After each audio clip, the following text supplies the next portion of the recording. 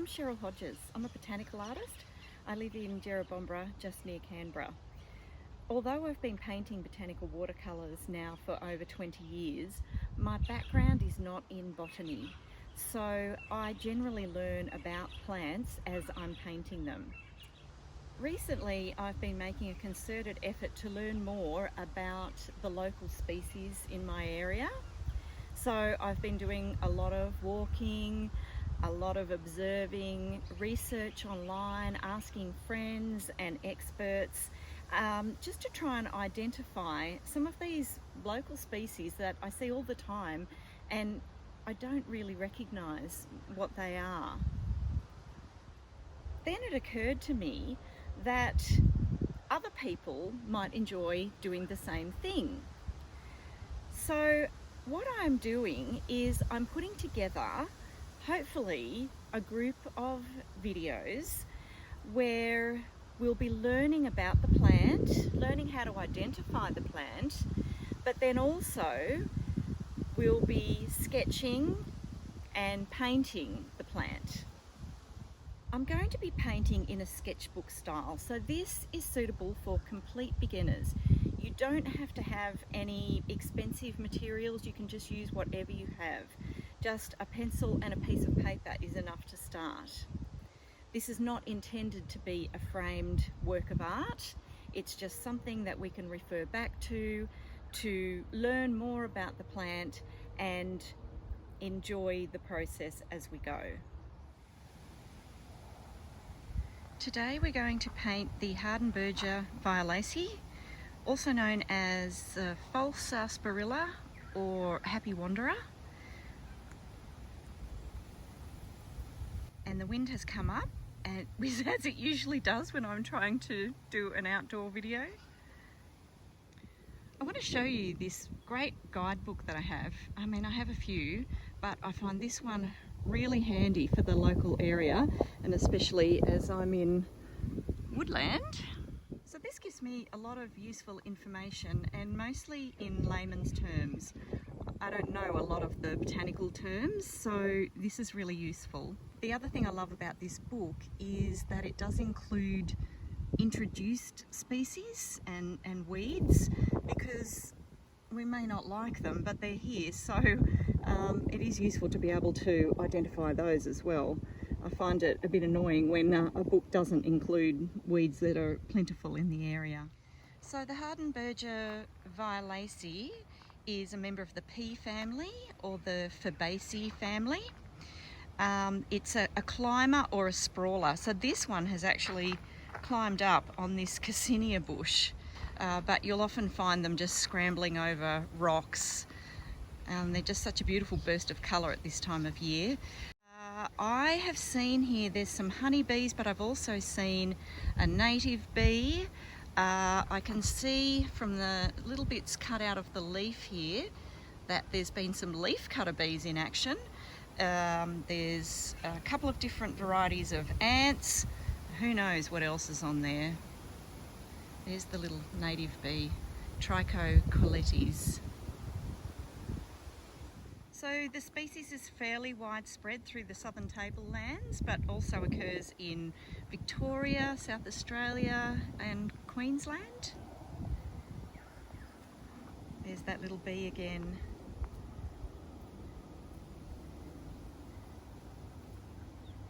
So members of the pea family have these very distinctive flowers, or the shape of the flower here. So on the Hardenbergia, they're this lovely purple and with a little greenish yellowish dots. So these flowers have a couple of different parts. I've just learnt the names. So we have the banner and the wing, and then underneath there is the keel. I also saw some little pods starting to form just there. So they'll get larger, and then eventually they'll burst open and send the seeds flying. They're a very hardy plant. I have a couple in my garden, which shows they thrive on neglect really. They spill over the rock wall and they're just a delight. The leaves are quite thick and leathery, and they're dark on the front and a lighter colour on the back, and their veins are quite prominent.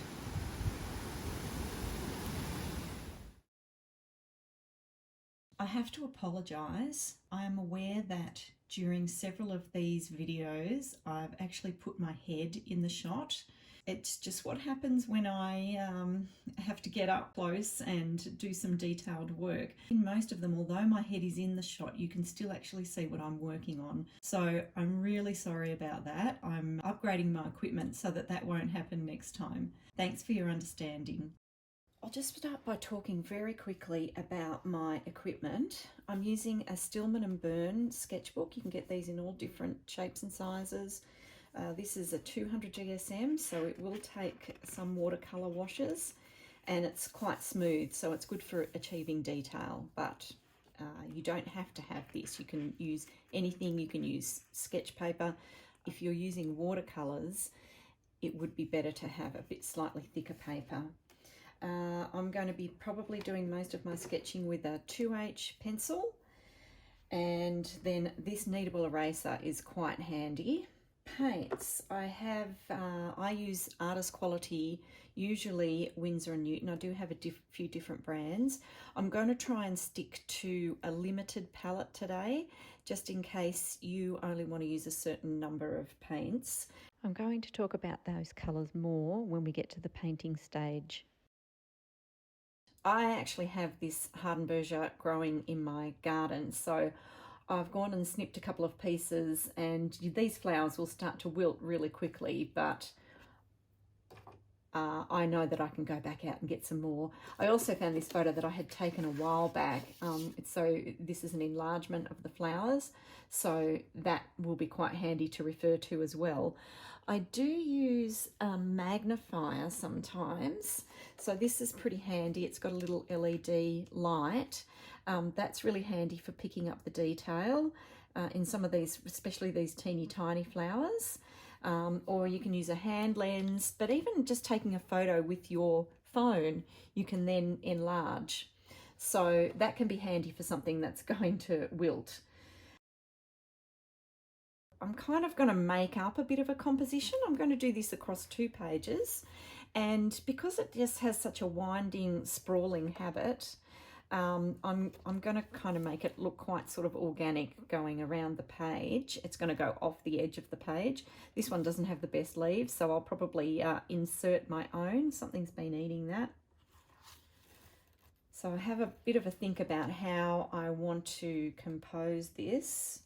I might even have this little tendril coming sort of back up, winding back up.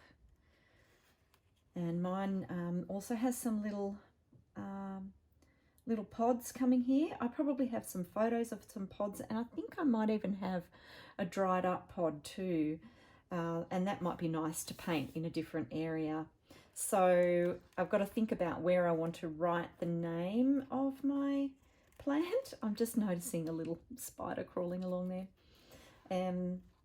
So I might, maybe I'll put the name of it here, and I might even write that in first, so then I can just be careful about how I create this composition. Thinking sort of something along those lines might be good. These things that are sticking straight up, I'll probably use my artistic license and just lie them back over. All right, so I do have a couple there, but I can use that to refer to for some other leaves. This is interesting because you can see how these stems are twining around each other, and that's really fun to paint that actually. As I said, I am sort of going to make up my own composition, but I'll try and keep it so that it's botanically accurate. So, you know, these spaces between here, you know, how it's all joining on, I really want to pay close attention to all of that. So I'm just going to start sketching.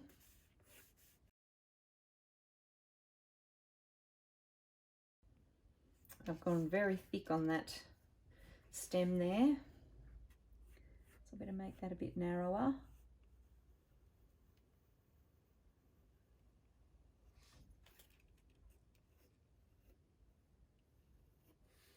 and it's getting thinner as it goes towards the end here.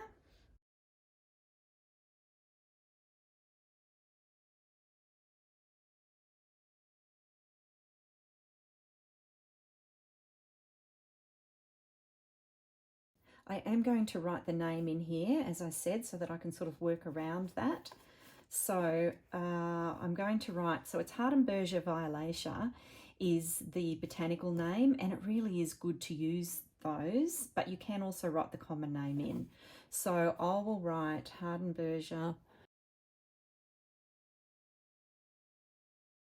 The way that you write a botanical name is generally you write it in italics, and the first word is capitalized, but subsequent words aren't. So that's just sort of a general rule of thumb. So Hardenbergia,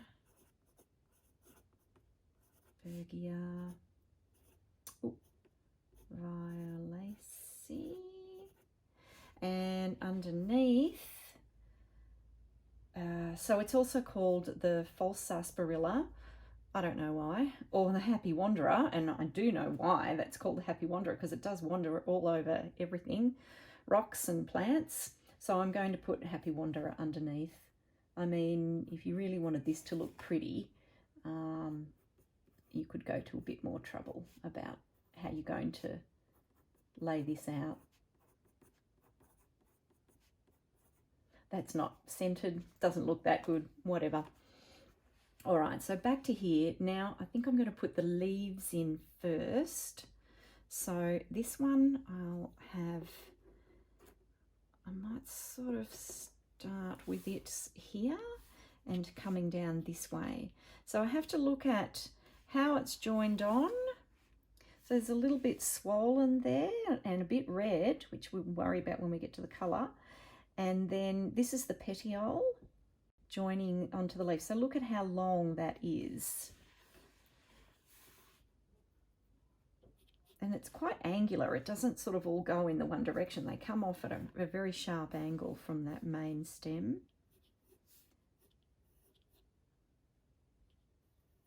Again, I'm probably a little bit wide. All right, and I didn't really do that swollen. There we go, make that like that. And then we get to the actual leaf. Now I'm going to break a leaf off. Okay, so I'll just start by drawing in the midrib. I mean, you can be pretty flexible about the sizes. You can see that it varies a lot amongst these. But I'll do this roughly the same, and then comes out, look at that width there. Take note of how it comes, so it's like the widest sort of there, and then it comes in and it's a bit narrow, and the edge, it's a little bit wobbly. It's not perfectly straight.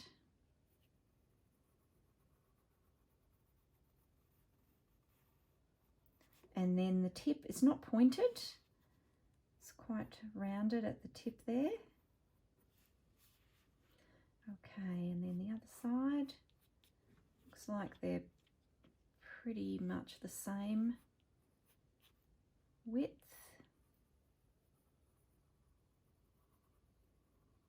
Bit wobbly here and there. This makes it look realistic. And if we look at the veins, the most obvious veins, there's a lot of tiny little veins in there, but we'll just worry about the major ones. So that midrib is quite obvious.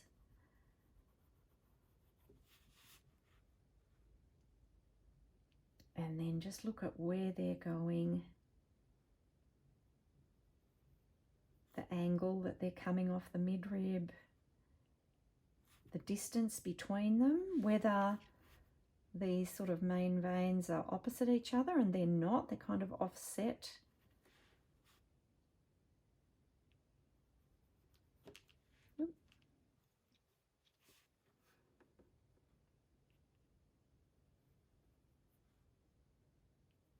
Don't have to draw in every single detail, but we're just trying to get a bit of an idea. Oh, that's gone down too far. That angle's wrong. So I'll just get my little eraser, pick that up. Needs to be coming out at more of an angle here.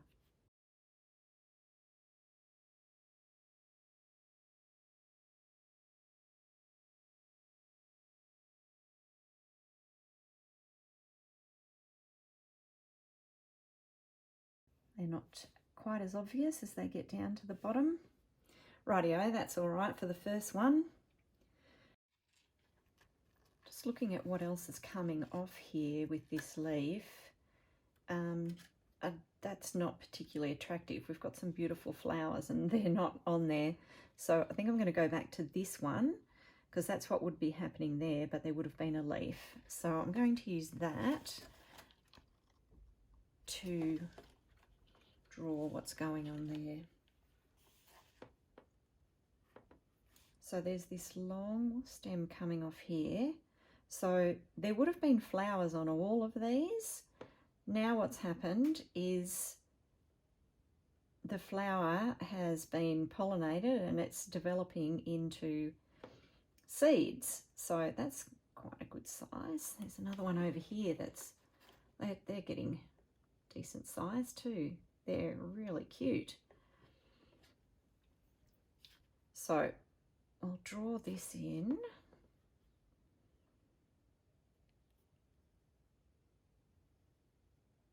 I'll put that behind that leaf.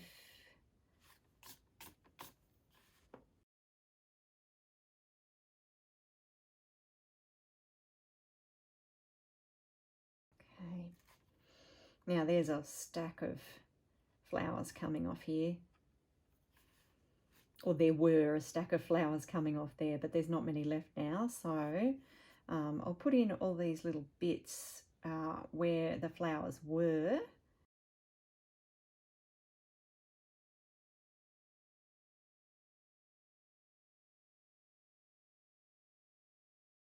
So you can see why they're in the pea family.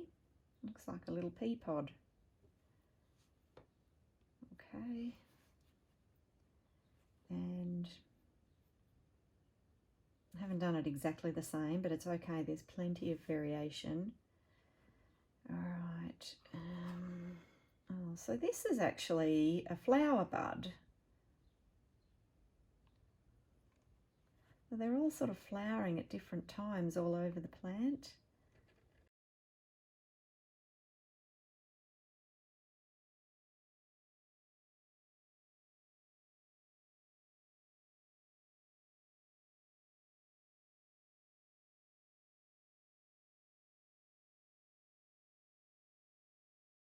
And this has got another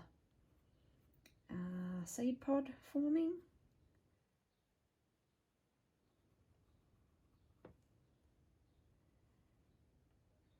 And then there's another one going behind. Just do what you're comfortable with. You don't have to paint it exactly like this. You know, you can move it around into something that's a bit easier for you, just as long as, I mean, you should try and get it botanically kind of accurate, because we're not aiming for perfection here, but it's good if we can sort of, you know, we're trying to get to know the plant, so it's good if we can kind of be accurate.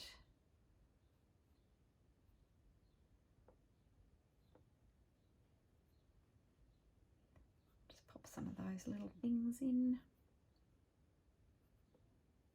So when we get up here, right, so when the flowers are actually joined to the stem, they sort of come off in sets. I'm just trying to see if I can find something here. I don't know if you can see that, but those, they've sort of come off as a little pair, and it's hard to tell because a lot of the flowers have been knocked off. So if I come back here, I can see those two little stems have come off the same, at the same point. Now what I might do, I think I might change this. I'm going to have it coming actually in front of that leaf instead.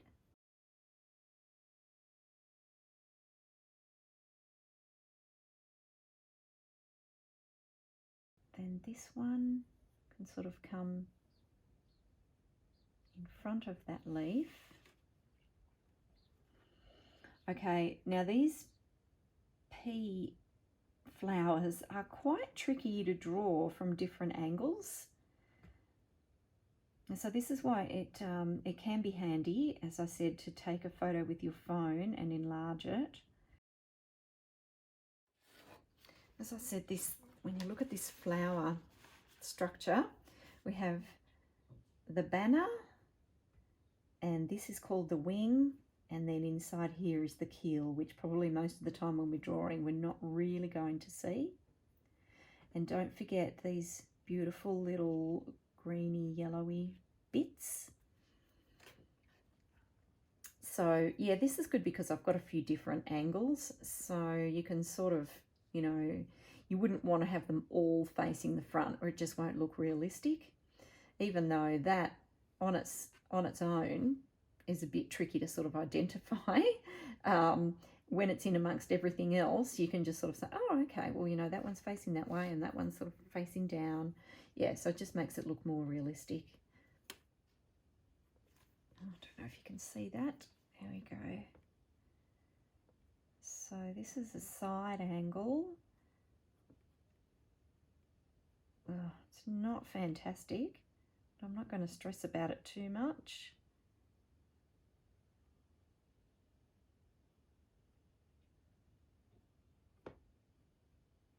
Okay, hopefully that'll sort of come together once I put some paint on there. This is a separate piece coming off here. So I'll put that coming down there and we'll pop a couple of those little buds on.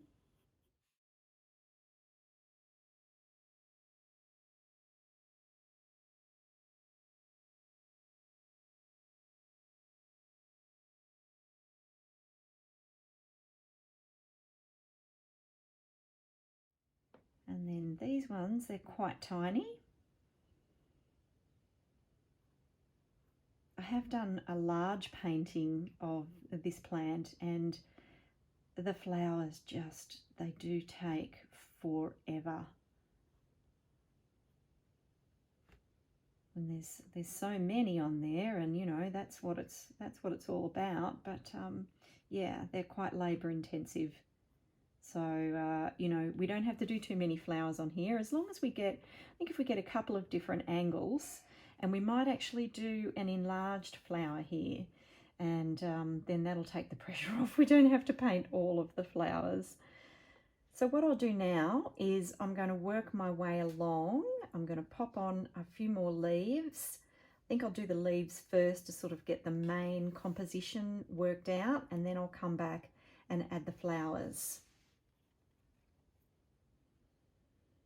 I don't want to have all of the leaves going in the same direction. I try not to have them, you know, sort of parallel. I'm trying to make a nice composition, so I'll sort of think carefully about which way I have them going. This one, although it's chewed, looks like it was sort of heading back that way a bit more, so it might be nice to have one leaf maybe a bit more in that direction. And I could still do it partially eaten. There is a little bit of variation in the shape as well. These ones are a little bit shorter and a little bit wider. There is definitely variation when you find them in the wild. Some of the leaves are quite, have like quite a purplish tinge. I do love the colour of these stems coming through here, quite sort of reddish brown.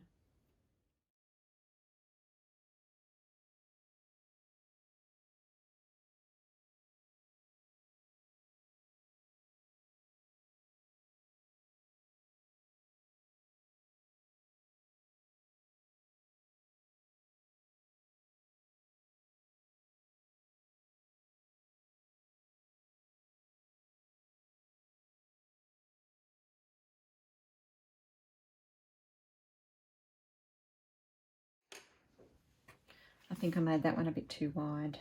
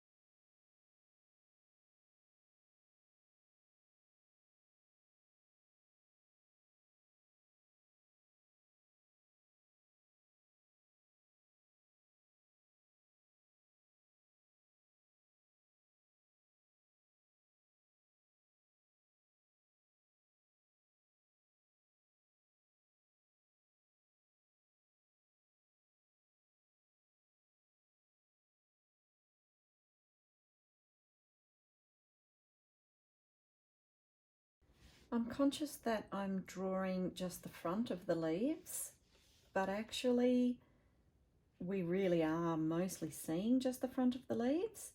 But I like this that has a little bit of a turn, so I'm thinking I might pop it over here, and I might even do this one so that I can just sort of see the back of that leaf as well. If I just turn that slightly that way.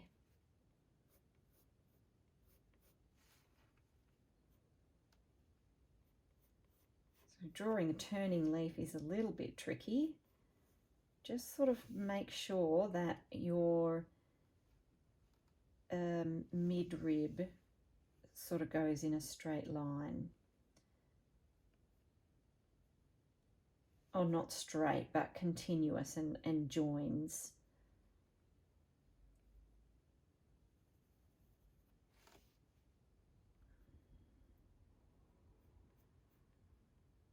So it's going to pop up like that and have a bit of a wave, and then it's coming back there.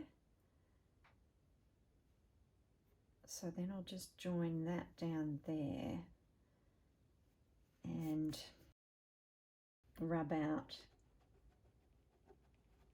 that line. So it's still, the midrib is still going through there, but it's behind that section of leaf.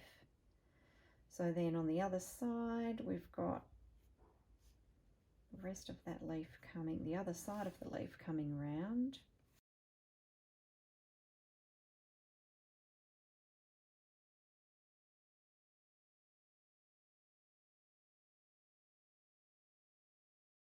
So the kneadable eraser, you can sort of knead it into a point so that I can sort of get in there and erase that part.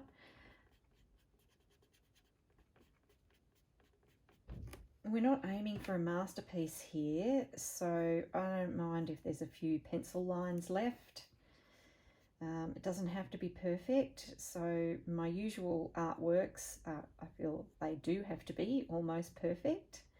And I would do a sketch on sketch paper first before I transferred the drawing to the watercolour paper, so that I don't have all this sketchiness going on here, because it will affect the way that the paint sits on the paper.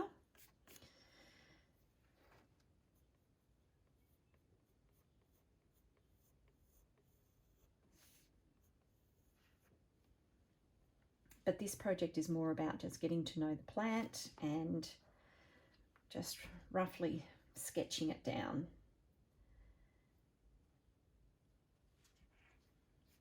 Okay, now I'm going to try this other one. So this is another tricky one. There is a leaf hiding it there, so I might just have to move that out of the way so that I can see what's going on. This one's also sort of intertwined with another stem.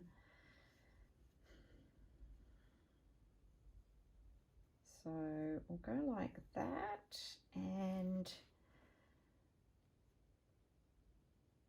these stems are a little bit funny because the petiole doesn't always go in a straight line to the midrib. It does kind of have a little kink in it, which may not look all that realistic, but we'll see how we go. Okay, so I'm going to draw the midrib. Draw the midrib coming up here. And then get that out of the way. From here, from my angle, I can't see very much there. It's really coming towards me. And then it flicks over to that side and it meets like that.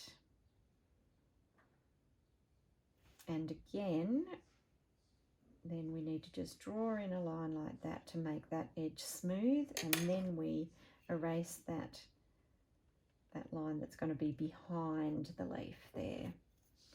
Okay, and then we have the left hand edge of the leaf, and there's a bit of a kink in it there. It's going to go so that it can meet up there as well.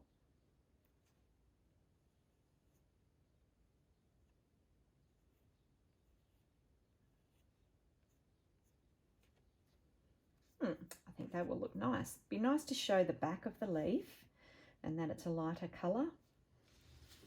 Now as we get towards the end, where is this other one? Oh, there's not much going on. Ah, we're all tangled, knocking flowers off everywhere. Lucky there's another one. There's more out in the garden. Yeah, you know, it depends how I'm feeling, whether I might add many more, but I probably don't need a whole lot more. So I might just do this, because I might do what's going on here. So I've got a leaf here. I can do some flowers here, and then I'll do, this is just one little bunch of buds here.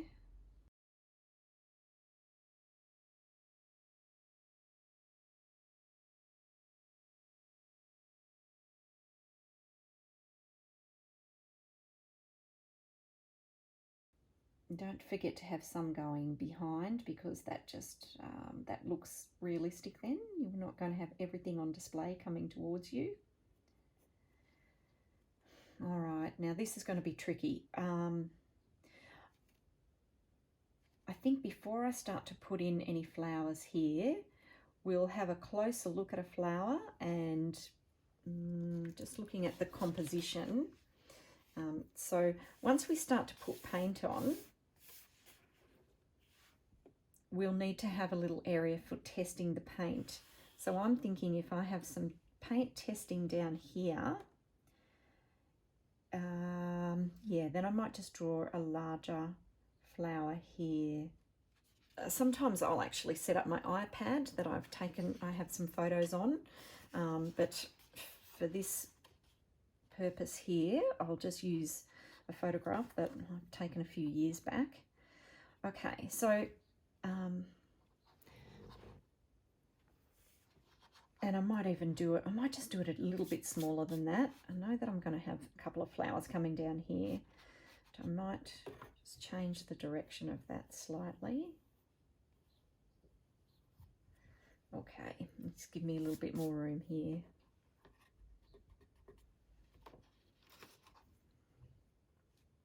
So I'm going to start in the center, and I'm just really roughly sketching that at first.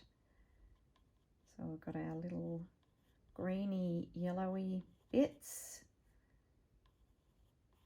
and then our banner, which comes down. They're a little bit wavy, and then the wing.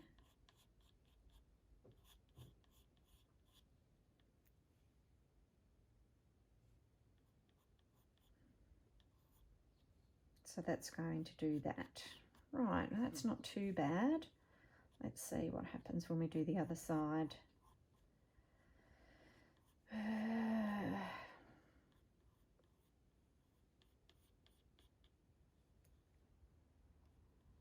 This photograph is not actually completely centered.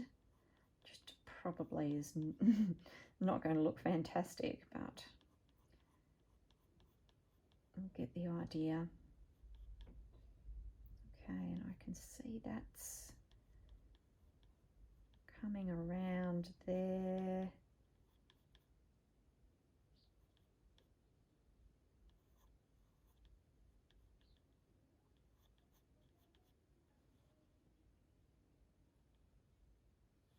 See where that one comes down to. So they're about the same at the bottom there.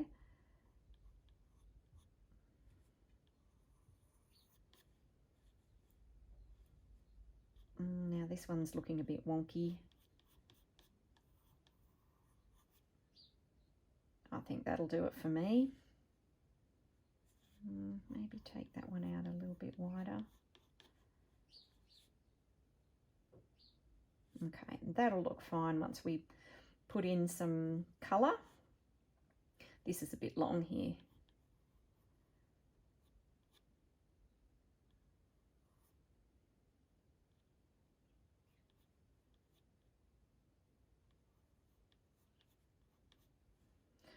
Rightio. Now that I've just sketched that in, what I'll do is I'll go over that. It would have been good if I'd sketched that in an HB, which would have been a bit softer, and then but I didn't. So I'm just going to go over so I get a firm line. I'm going over this in the 2H, and hopefully then I can sort of use the kneadable eraser to just get rid of all the sketchy lines, and just so I've got a bit of a cleaner line to work with. I won't do that too hard.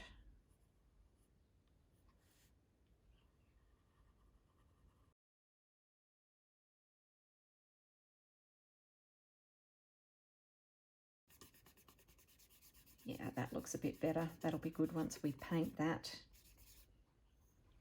Okay, now the next bit, I'm going to add some more of these stems, and I'm going to add some more flowers, and that's going to be a bit tedious. So I might just fast forward the video a bit, and I won't talk until we get to the next part, which is probably the painting.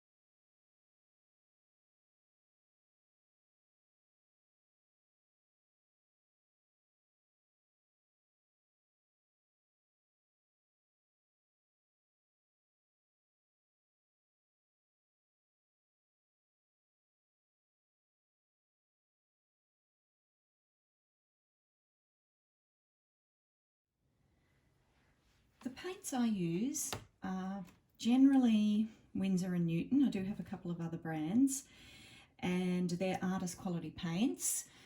I'm just going to tell you what I use usually for my professional work, but whatever you have is fine for this project. So I have a warm and a cool of each primary. So for the blue, French ultramarine and cerulean blue. Yellow, we have Windsor lemon and Windsor yellow. In the reds, I have permanent rose, scarlet lake, and I also love burnt sienna. And then I sometimes use a white. So this is a permanent white, which is a gouache, or I also have titanium white, which is a watercolour. My brushes, it's just really important to get something that's carries a fair bit of water and has a nice tip. So these two here are sables, and probably the largest I would go is a number 6, and then this is a 0. I do have some smaller brushes for very detailed work. This one is fine. This is a synthetic. Synthetics will do the job. Just make sure they have a nice tip and you'll be fine with that.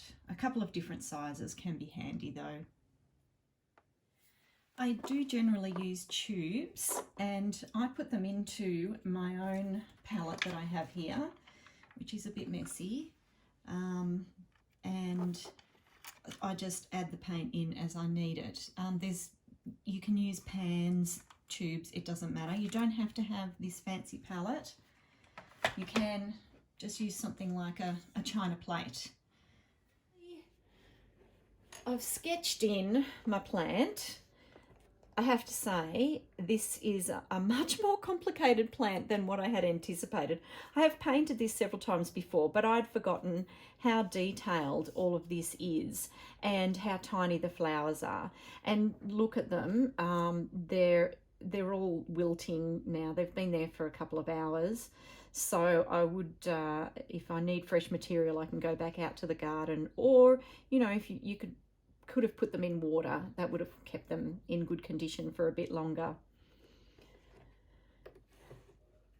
So we'll start by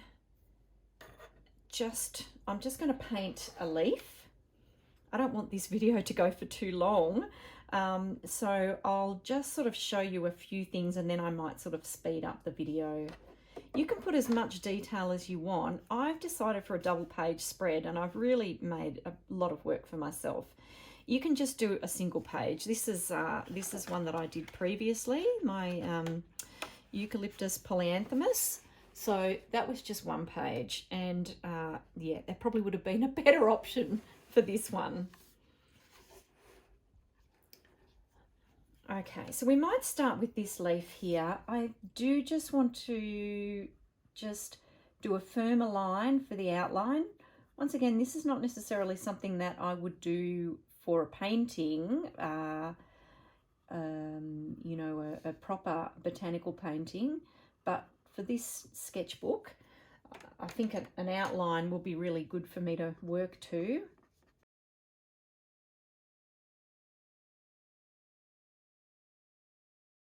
Just got this little bit of a pod coming across here, so I'm just going to need to avoid that a bit. Again, with my usual botanical painting, which is a lot more precise, usually I would leave the vein, but on this occasion, I think I'm actually going to mix an opaque colour to go over the green. So I'm just going to put a wash of green. I'm going to use Windsor yellow. I'll get my leaf back out. I'll just sit it there. And I'll just see if I can bring this into the shot to show you how I'm mixing. So this is my Windsor yellow. This is a very fancy palette. Unfortunately, it's a bit grubby, but that's usually what happens for me. But you don't need anything this fancy if it's not something that you do regularly. Okay, and now I'm going to get some French ultramarine and just mix that in. Yeah, that's not bad. I haven't mixed enough, and this is something that often happens with me. I don't mix enough colour, so I'll try not to scrub that too much. Some people have asked to see how I mix my colours, so that's why I'm just going to show you this. And I usually start with them quite watery, and I often do lots of layers. On this occasion, I'm going to try not to do quite so many layers, so we'll see how we go. I tend to paint with quite a light touch, so sometimes I just can't help it. I end up having to do quite a few layers. All right, let's see. Oops. Okay, so I said we should test our colours. So I'm just going to do a little test patch down in the corner here. You can do circles, it doesn't have to be a square, whatever you want. I'll just get a bit of that back out and dab it on my cloth. Okay, so the colour's not too bad. I'm going to mix a little more French ultramarine into that, and actually I'm going to put a touch of burnt sienna in there now, just to make it a little bit more sort of earthy. All right, so I've mixed another colour up. Now, a good idea, so that you can refer back to this, is to actually write underneath what you've put in these colour mixes. So if I'll just put here, so it was French Ultra, so FU plus WY, Windsor Yellow. And this one, FU, WY, and Burnt Sienna. So I'll put that as BS. Yeah, so you can see the difference in those colours there. And if you put the leaf up, actually that's probably more like the colour of the veins, but this colour's getting pretty close to the colour of the leaf. So I think that'll do for this project. Right, so I've got my number 6 brush, and I'm going to start painting. I'm just going to go straight on. Sometimes I wet the paper first, but I often use a heavier paper, and this one's only 200 GSM. So although it can take the watercolour, it will buckle. So I don't want to put too many layers of water. I don't want to put too much water on, or too many layers. Okay, but it is pretty wet, so it sort of blends well, just sort of blending. I said I wasn't going to leave that mid-rib, and I kind of have here. I'll go up to that now. So just go around the edge. It's not really leaving any brush marks because the paint is quite wet. Okay. Now I am just popping in a couple of brush marks sort of in that direction of the direction of the veins. But I think I shouldn't play with it too much more, because when you play with it when it's wet, it doesn't usually end well. So I think I'll leave that for now. I might just paint this one while I'm waiting for that to dry. This time I will leave that vein because I have drawn it in quite clearly.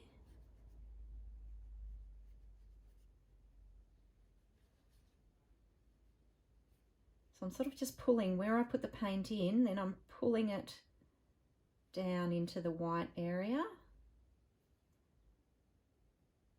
And notice how I'm holding my brush. I'm holding it like a pencil, and I'm generally just doing the brush strokes, in one direction. I'm not scrubbing with the brush.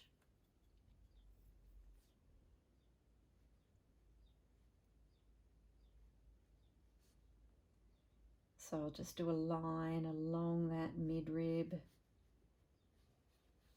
Again, this is not meant to be too fancy or too detailed, just giving us an idea. Okay, and I'll leave that now.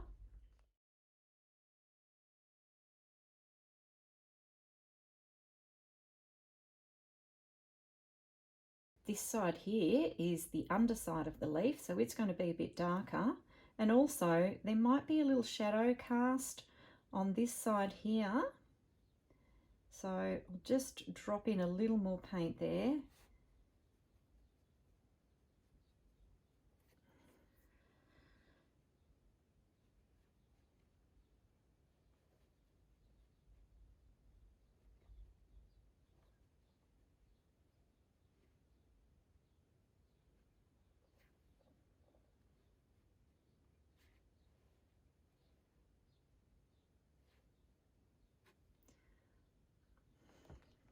All right, I may as well do this one while I'm here. Ah, I've just messed that up. I just touch my colours when they're wet. Oops. Do be careful of that, because if I start to work on this and put my arm in here, I could smudge that. So what I might do is actually turn it around. Yeah, that's better.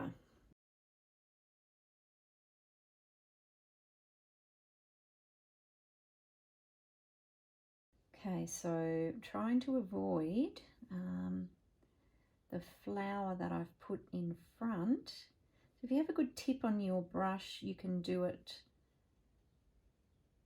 You can do it that way. Otherwise, you might want to get a smaller brush. And I also didn't really show the detail. I don't know how that's going to go. I'm not too worried though. Okay, come back. So there's a bit of variation in the colour, but as I said, there is variation in nature and depending on how the light's hitting. And also we can come back with another coat, and even within one leaf there'll be variation, as I said, depending on where the light's hitting, where the shadows are. For this colour here, just make it so if we look at, you know, and look, the colour that you come up with on your paper is very rarely going to be as intense as the actual leaf, but it just should be recognisable. It should still be the same sort of hue. So if we look at the back, it's much lighter. I'll mix up those same colours again, but I might just make them a bit more watery. I've got French ultramarine and Windsor yellow again, but just a bit lighter. So that's probably pretty good for the back. Yeah. Sorry, you can't see that. So I've just mixed that colour there, and I think that's pretty close. We'll pop this in here on the back of the leaf there, and on the back here.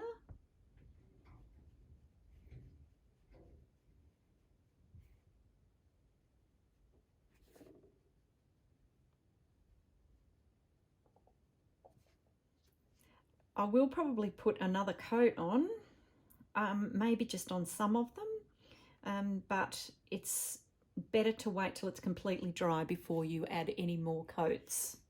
So I'll come over to this section. I won't do the flowers just yet, but I want to have a look at the stems, and not that happy with, that's a bit wobbly. As I said, we don't need to be perfect here. This is kind of going to have a big...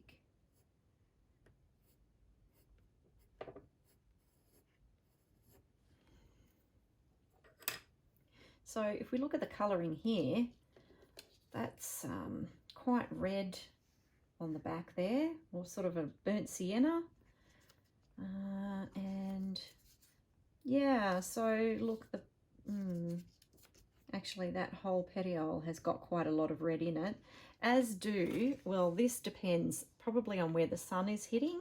So if you look at the front here, it's quite a reddish brownish colour, but if we pop that over, there's green there. So you can do some variation to make it a bit interesting. And I'm going to get a small piece. So if we look at here, these stems here are mostly green, but the little bit where that's attaching the flower, so I think that's called the peduncle. So you have the petiole, which is where the leaf joins, and then you have the peduncle, which is where the flower joins. And they're red. Like I would almost use a permanent rose on that for a start. Right, I'm going to mix up a bit of burnt sienna with some permanent rose. Okay, so that gives me, that's permanent rose and burnt sienna mixed together.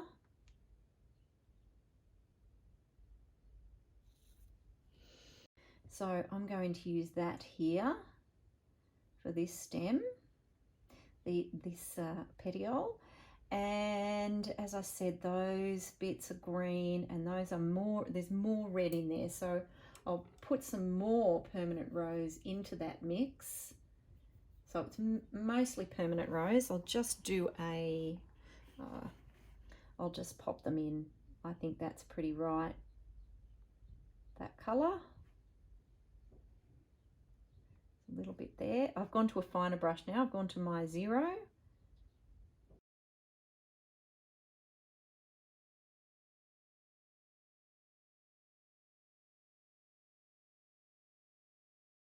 And I'm going to use this green. Actually, we'll mix in a little bit of lemon. I better do it down here. So this is more of a lemony, greeny colour. So I've put some Windsor lemon, Windsor yellow, and French ultramarine into that. Okay, so that can be these really sort of fresh stems here.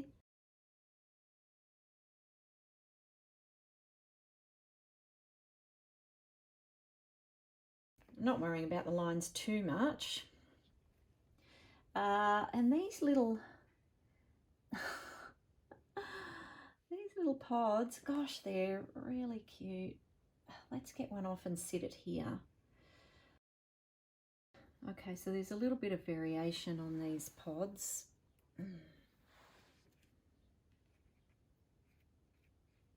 they're cute. So they seem to be green, but they have a bit of a reddish edge. So I'll start just putting some green on. And then I'll add the red later. If I put the red on first, I'll probably end up with dirtying the green. So I'll just pop that green in for now. So you can see that again with this petiole, there's some variation there.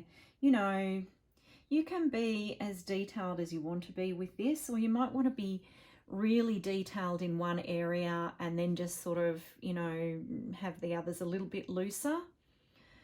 But this little part here is the calyx, and it's kind of a dark purpley brown. So, and that is on the flower as well, just down there.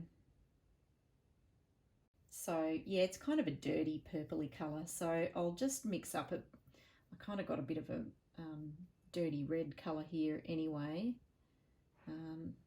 So I'm just going to sort of mix a bit of French ultramarine into my reddish colour that I have there. So you could do it with permanent rose, scarlet lake, and French ultramarine.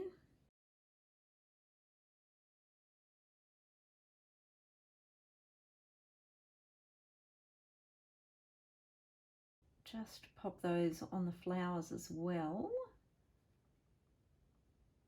So it's the bit that's attaching the flower. Gee, now I can't remember how some of these flowers were actually going. I think it must be that one. I've sketched these flowers in and I can't necessarily remember, you know, it's not that clear which angle some of them are coming from. So where this joins the stem, it's a little bit darker. So I probably could just put a tiny bit, add a little bit of dark, just make it a bit more interesting. Where that's joining. I'm just going to pop some of this colour around the edge. I'm just going to mix up a little bit of burnt sienna and permanent rose. And you can decide whether you want to put it all the way around or just on one side, or, you know, if you've got a specimen in front of you, you may not have any red. There we go. That'll do. So that's a bit rough. Now, I think it's time we mixed up our purple. So I think I would use a permanent rose mixed with French ultramarine.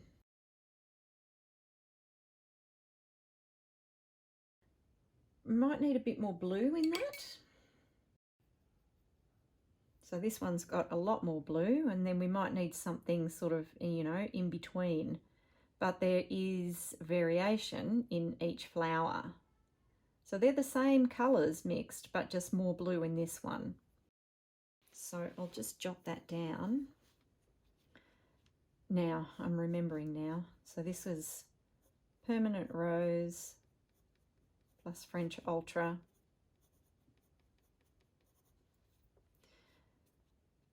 This was French ultra, Windsor yellow and Windsor lemon. And this was burnt sienna and permanent rose. Good to have a colour chart to go from sometimes. So I just went to get some fresh flowers. These ones have died off a little bit. It's kind of a bit of both. I think there's a little bit of variation, and if you look at that one compared to that one, this has got a lot more red in it, and this has got more blue.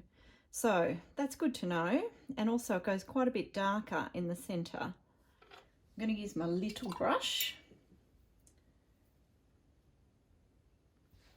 and just pop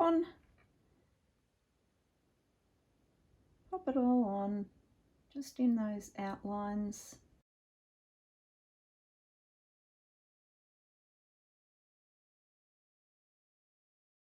This one you can see the little greenish bits. I'm going to work around those.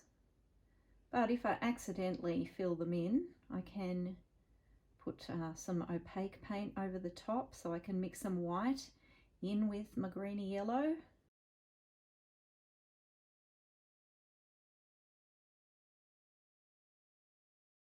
And I honestly can't remember what I've done here, but I think they'll all be purple. Right, okay, that's a good start. I'm going to let that dry. I don't want to put any the green in while that's like that, but actually I could. It's all looking a bit pale, so I'll just add a little bit of more of the reddish purple just here and there.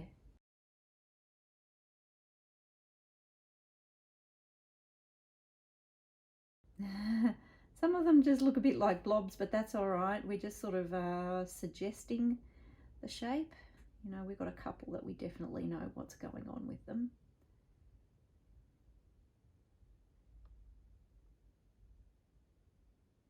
Probably should have done the big one first. I might come to the big one and then come back to this. I'll let that dry. All right, we're going to paint this one now, and I'm going to refer to this as well as my live flowers here. See, there's a little bit of dark around that greenish yellowish bit. You know, this is quite a light pinky colour, and then it goes into darker towards the centre. So I'm going to start with the sort of pale pink, palish. Want to avoid those.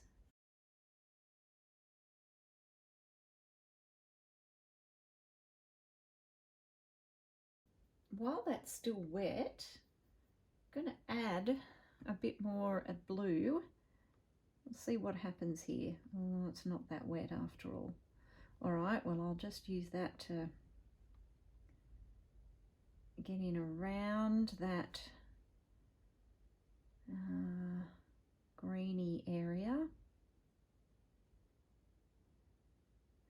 And then what I'll do with my brush a bit damp is I'll just feather that out. Again, I don't want to play with it too much while it's wet, so I'm going to leave that there now. So I'll put some pink on here.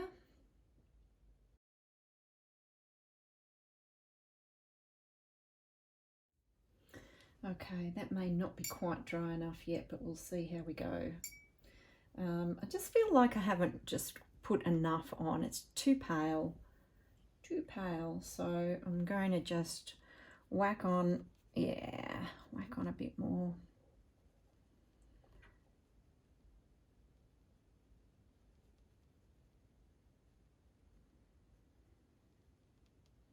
There's a colour that's actually really good for this sort of purple, and it is called quinacridone magenta. But I don't want to stray from my limited palette today. But just if it's something that you really want to do and you want to get it right, that's a beautiful colour to mix some pretty pinks and purples.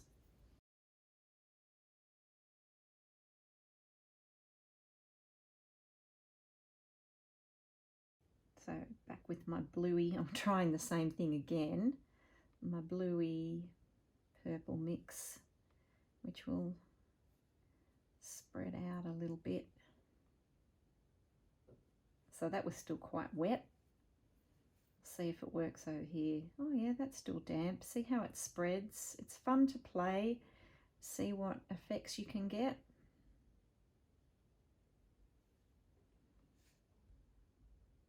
I'm just sort of looking at where it's darker.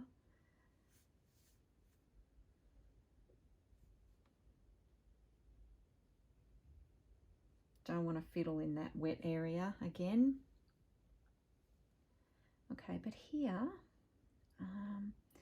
it's dark in here. So where it's dark, you can't really see what's going on, which is the problem with this photo. But that's all right. We'll just fill that in a bit darker there.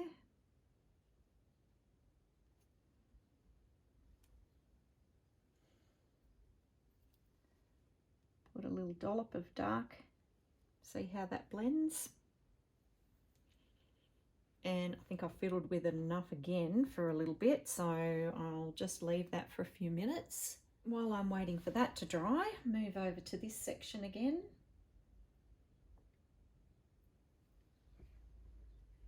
And again, just really rough. Really not the way that I'm used to painting. But, you know, we just want a bit of colour over here, so this is fine.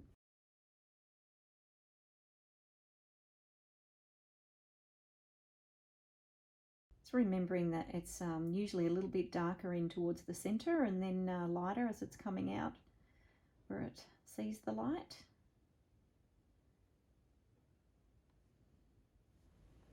Let's put a little bit darker down the side of that little fella.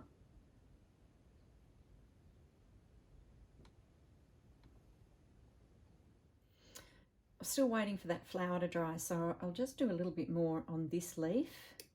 So I'm going to add some more of the darker green, bluey green over the top.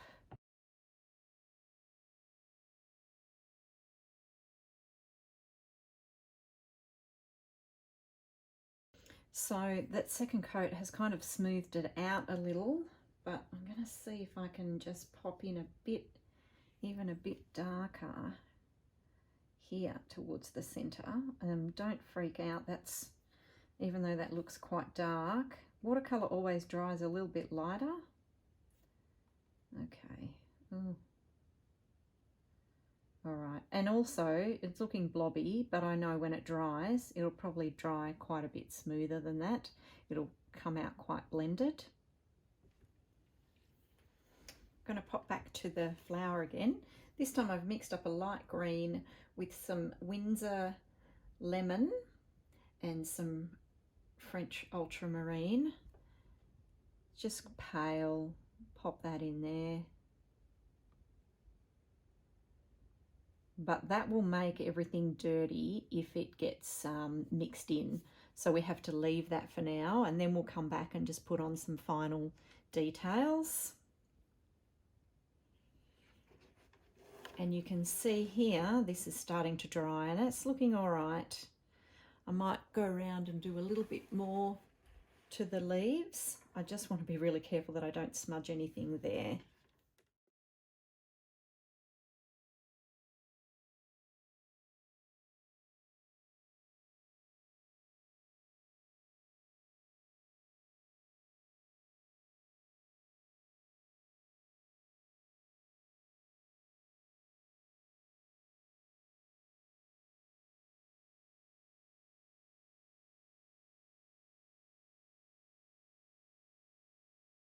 Okay, I'm kind of getting sick of this flower now, so I just want to finish it.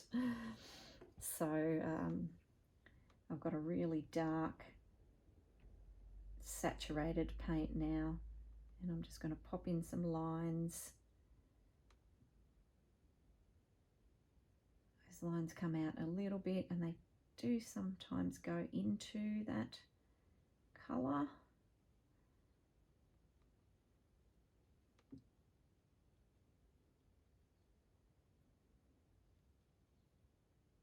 Good to have some really dark darks if you can, as long as you put them in the right spot.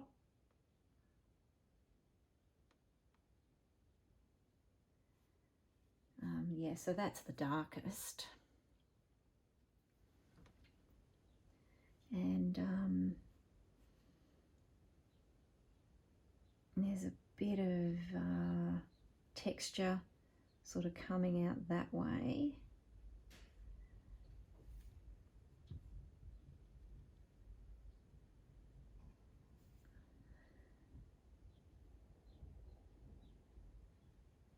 Because it's sort of coming in and around, so that just gives that a rounded shape if you add a little bit of shading there.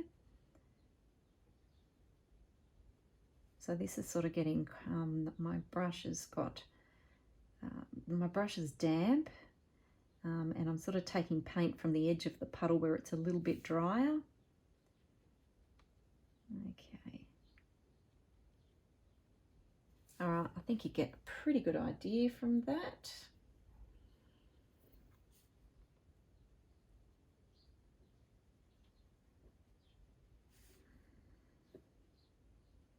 Probably a lot more detail than we need, really. Yeah, I probably just need to stop now. As I said, it's not meant to be perfect. Actually, even that green though, I've just done that as kind of fairly flat. Even it will have a little bit of shadow where it's sort of, so it's coming down in a bit deeper here. So that'll be a tiny bit darker. You can barely even see it. See if I can make that a little bit darker.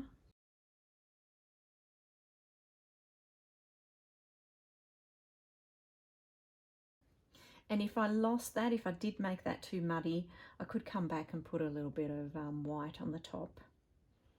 And the other thing is, because the petals sort of undulate a little, you can put some sort of darks and lights around the edge. So like a little bit darker there, you know, maybe a little bit darker down here, just to kind of make them look like they're undulating a bit. Maybe there.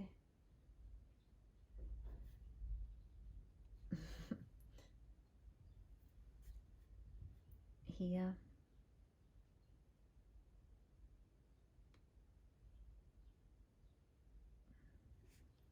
Yeah. Okay. Right, so I'm feeling like this is taking much longer than I wanted it to. One last thing I want to show you is we'll just do this stem, or part of it anyway. So I'm going to mix up some burnt sienna and permanent rose. So, which is this, but I'm kind of making it probably a bit more permanent rose in it, but also it's a bit more intense.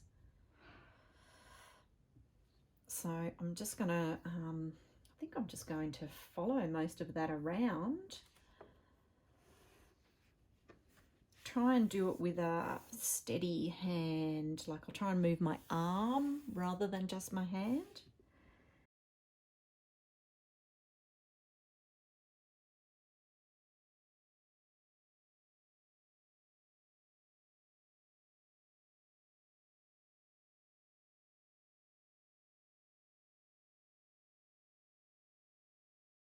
So here it's got to go behind that leaf. I'll just be a bit careful there. And here it's going behind those. So I'll come back with a finer brush to finish that area. Okay, and I'm going to move it around so that I can still keep a good flow, because it is quite a smooth line.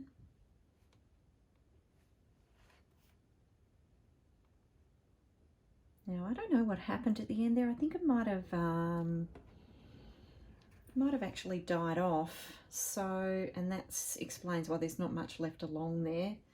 So I might go with a bit of yellow into that mix.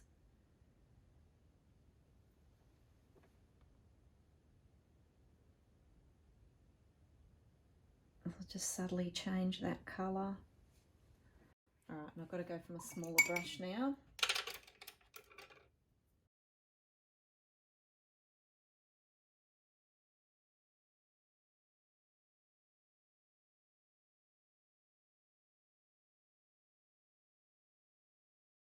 Okay, it's pretty pale and washed out, but that's all right. So, okay, that looks good. It's sort of, when you add the stem, it does kind of pull everything together. But the thing is with the stem is that it's not going to be that flat colour, really. There's going to be lights and darks because it's rounded. So again, you don't have to put too much detail in. But I think I'm going to just go back and get that bit more saturated colour, and I'm going to put a shadow. You could make it a bit darker if you mixed a bit of French ultramarine into it, so I might do that. This is where I've smudged. I'm a bit messy, and that's the mix where I've just added a little bit of French ultramarine to that burnt sienna and permanent rose mix. I can't believe I did that. Oh dear. All right. It is best to wait until everything's dry.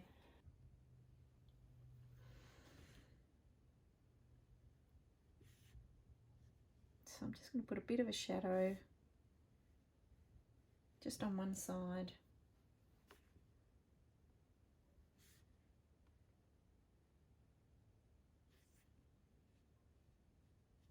I mean, really, there'd probably be a little bit of a shadow on the other side too, but I don't want to be too pedantic about this.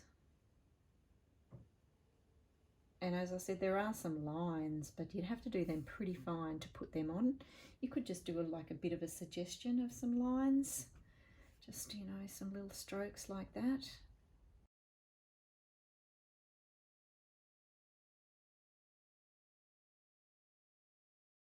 So I need to pop some of that red into some of these stems. Not all of them, as I said, or maybe just not, you know, maybe at the base, not all the way up. maybe here at the base.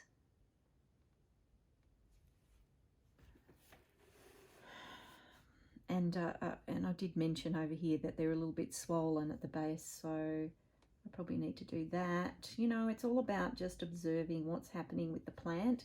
It's the main thing, as long as you sort of come away knowing a bit more about what the plant is doing. And then in there's a bit more of that stem behind there. Okay. Actually, one thing that I'm going to show you is I'm going to see if I can fix that big mess that I made there. So I've got I can't find my other brush that I use for this purpose, but I'm using a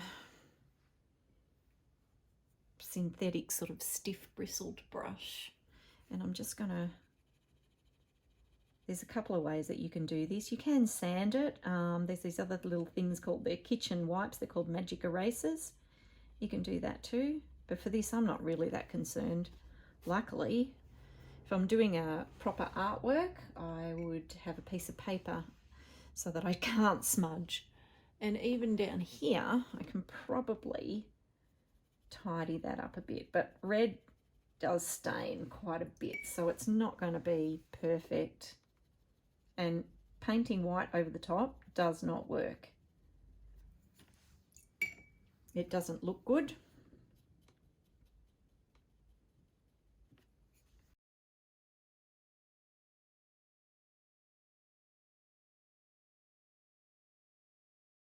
Even this, I'm sort of smudging the colour around a bit, so I could be making a bigger mess.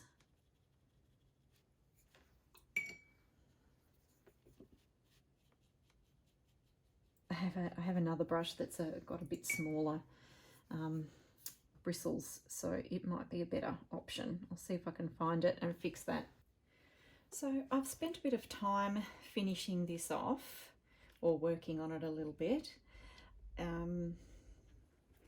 I did manage to clean this up a bit. So I used a stiff brush, and I also used some sandpaper. There's a sandpaper called P400, it's white, and you can use it on this sort of paper. It's just very difficult to paint over the top again. But anyway, it doesn't really matter, but I just thought I'd make it a little bit neater. I also added some little imperfections here and there, just some little bit of insect activity. So I've just sort of put some burnt sienna onto the leaves here and there. So I might just add, sometimes there's a darker edge. I don't know if I can find one. Here's a leaf.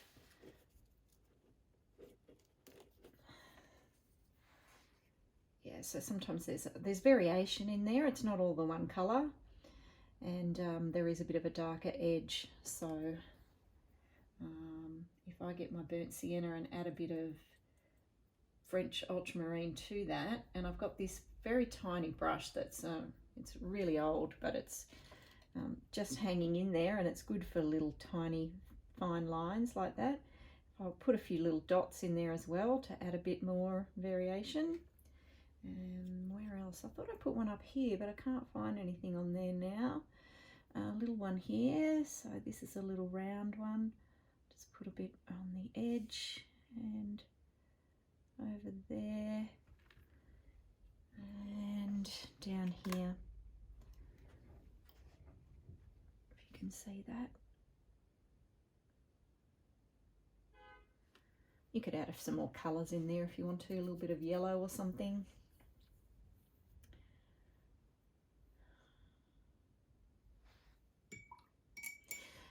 So the other thing that I did move my Happy Wanderer over just a little bit. It was annoying me that it was so far off centre, even though it's still a bit off centre. The other thing that I did was I wrote the place where the plant was collected. So Jerobombra is where I live, and the date, and I have signed it, although I haven't really finished yet. So, you know, that's sort of looking okay, but I had a thought of a couple of other things. I feel like there's a bit of space here that I could fill in, and I remembered that I had these the burst seed pods. So, you know, they in summer they ripen and then they burst and they curl. So this is only one half, so it'd be sort of something like that. But I think they're pretty cute. So I thought maybe I could put one of those up there. And as the leaves fall off into my garden, they kind of start to disintegrate. And I found this leaf, and I think it's really interesting because you can really see the cell structure in there. That would be a lot of work, but I might just sort of, especially because it has a curl in it, so I think that could be a little bit too tricky, but I might just put probably a smaller one, but do something like that, and perhaps just in graphite in the background. So I'm going to have a little play with that now. I did put in some more of the leaves and the flowers, the pods. The other thing that I kept calling these little bits, but at the base of where all the flowers come off, there's little bits here they're called bracts. So I've just popped those in. They're kind of they're a bit brown in places, green in places. So I might start with this one. Looks pretty good to me. So just got to note that it is curled, but it's sort of going in a line like this. So I might okay, no, I'll just sketch it very lightly.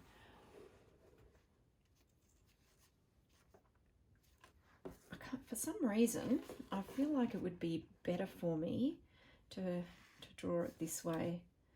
I want it to go horizontal, but I think this might be a better way for me to draw it.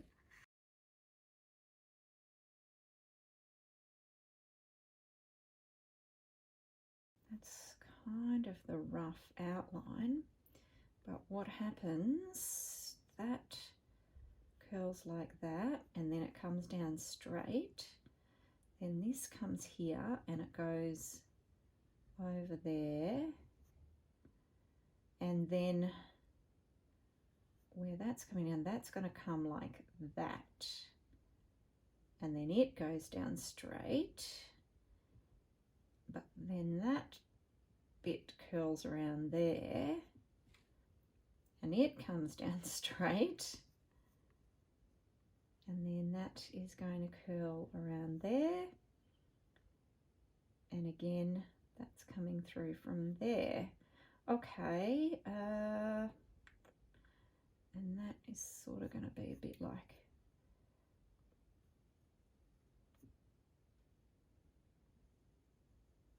yeah, that's kind of cute.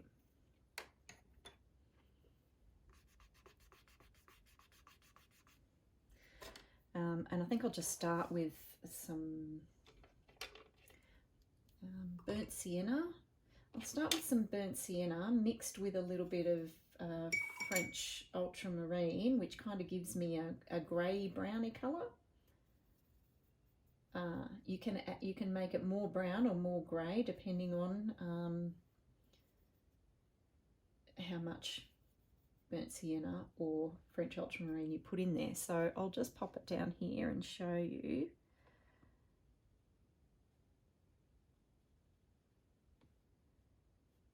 So if you add more French ultramarine to that, it's a really good shadow mix that you can use for a lot of different things. But I think for a start, I'll just put that all over. I'll try and stay in the lines this time.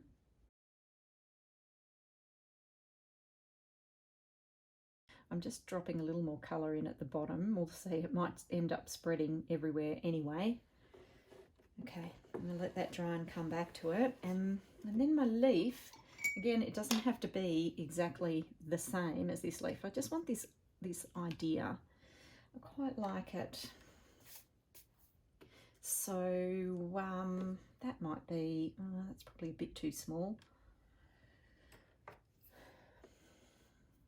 I'm thinking if I put it behind there,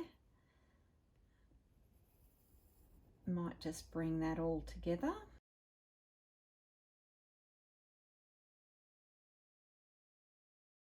Now if I look at that, not all of those edges are there.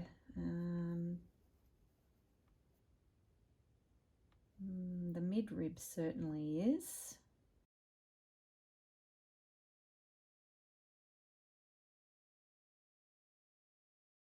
It's not going to be an exact rendition. It's not going to be,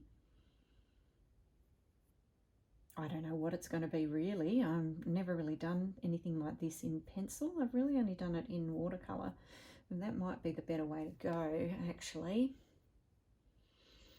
And you know, leave out some big sections. So if I just draw the outline of where I want to not, okay, I'm going to do this in paint now, and leave big sections that aren't going to be painted.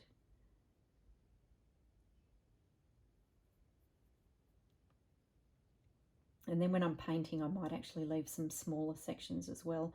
I mean, within these, some of them still have a little bit of the veins within that section, so that could be really interesting too.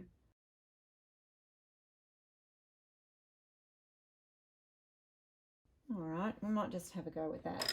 I'm going to take out that bit there, that bit there. Okay, let's just see. I'll use a fairly pale burnt sienna and French ultramarine. I might just put that in. So it's good because I have the graphite there as well.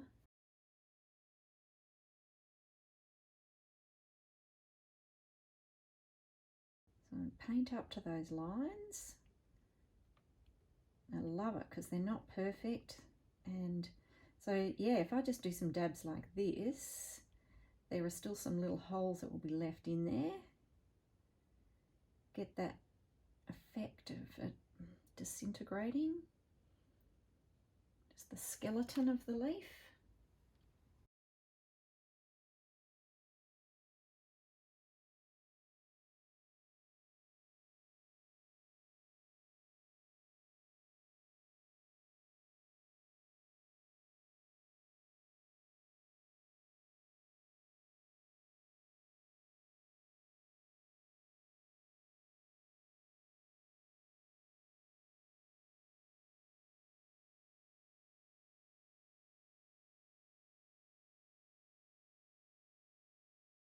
You know, there's a lot of different colours in there.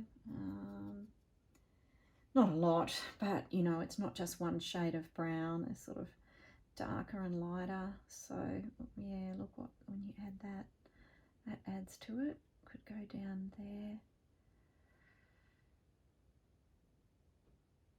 around the outside of some of those again.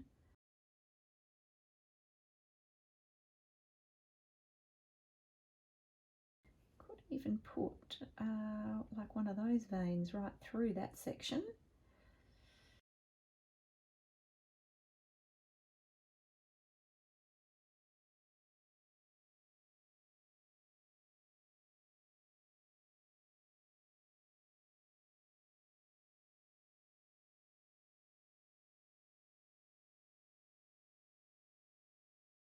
So when that's dry, you could come back with a really small brush and just put in a little bit more detail. I quite like the idea of that. So I'll come back up to the seed pod, and if I make a darker mix, and I'll just show you here, same colours but more blue. Taking my leaf away now. So it goes real great, and if you ever want to paint black, this is the best combination to use. I don't usually use black as such, just use really dark grey, because things are rarely black in nature. If the light's shining on them, they're probably going to have a touch of grey. Okay, so I'm just putting shadow in here because that's going behind. And here, sort of got to work out where the darkest bits are. And, oh, kind of messed up that end there. Okay, so I might just put all of that there. So that's sort of coming back out into the light, so it's not quite as dark. And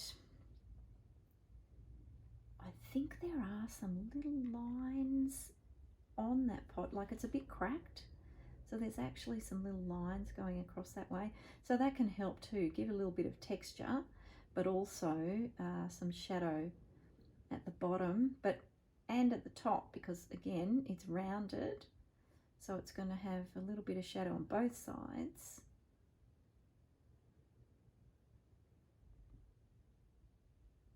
This is not perfect rendering. This is just to get the idea across of the shape and the form. Yeah, so I thought that was really super dark, and now that it's drying, it's not. So that's good. So I'm just going to put a tiny little bit more dark right there and there.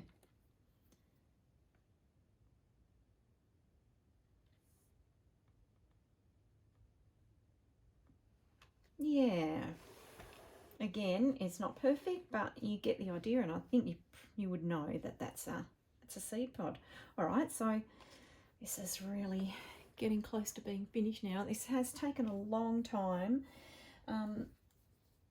And that's fine for me, and hopefully it's fine for you, but if not, just choose a smaller space. You don't have to fill it up with so many things. Okay, so back to this. I might just erase those outlines just around the outside, not the ones in the middle, because I think they still help give us some definition in there. Yeah. Oh yeah, you can definitely see what is going on there.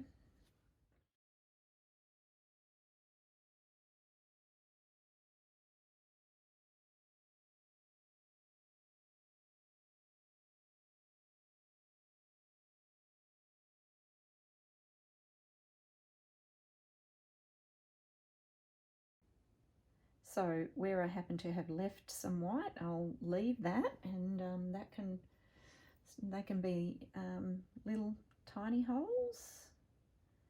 Just lots of lines in different directions to kind of indicate the cell structure, which is probably not really scientifically accurate, but we don't really mind for this.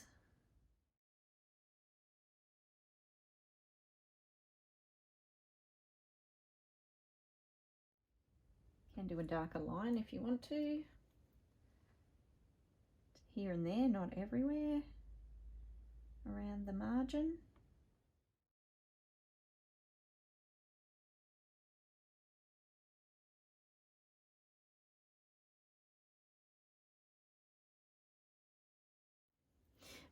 You could fiddle with these things for days, and I'm not going to. I'm going to make myself stop. I've also realised that I need to just touch up the flowers here, so I'll do that too. Just add a little bit more variation in there.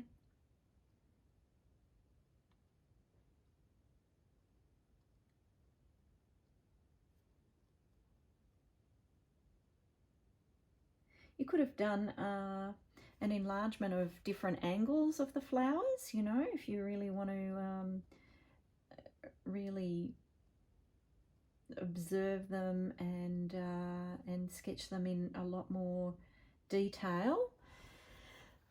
You know, it does give a bit more information about the plant. So I'm happy now. I feel like those gaps have been filled, and that's not looking too bad for a sketch.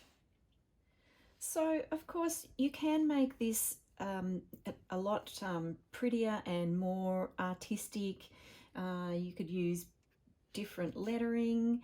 If you wanted to do it in more of a nature journal style, you can write. You can write about the plant. You can write about what's happening when you're sitting observing the plant, you know, the birds that you're hearing, or the insects. You know, I did see a lot of insects on this plant. You can also just write a description, the description that I gave earlier. You know, you can write some of that in the spaces. And if you wanted to do a more detailed botanical painting later on, you can refer back to this sketch. You know, this would be really handy. But I hope through just this little sketchbook project that you've learnt a bit more about this plant, and certainly you'll be able to identify it now. You just have to remember the well, you don't have to remember the botanical name, but it really is helpful. You know, that lots of common names get a bit mixed up sometimes, so it's good to know the botanical name. These pea-shaped flowers, there are a lot of them around at the moment, a lot of different plants with these flowers. So at the moment, flowering where these Hardenbergia are flowering, there's also Hovias and glycines. There's probably others, but they're the ones that sort of spring to mind, that have the same sort of flowers but different leaves and, you know, different growing patterns. So I hope you've enjoyed this. Thanks for joining me, and happy sketching.